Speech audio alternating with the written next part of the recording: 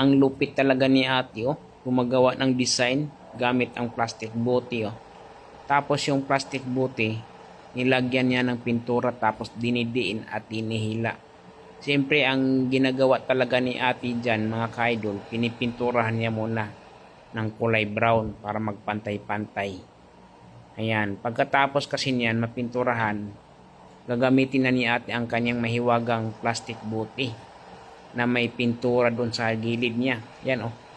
Yan, may pintura na yan, nilagyan ni ate. Tapos, ang gagawin niya dyan, ididiin niya. Diin, tapos iangat niya konti para magkaroon ito ng design. Ayan oh.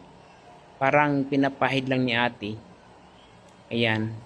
So, binabalance ni ate sa kanyang kamay. Ayan, kung gusto mo na medyo manipis-nipis, yan oh. Kailangan idiin siya. Kung makapal naman, iangat konti.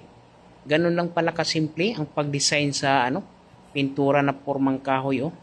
Talagang malupit yung idea na to.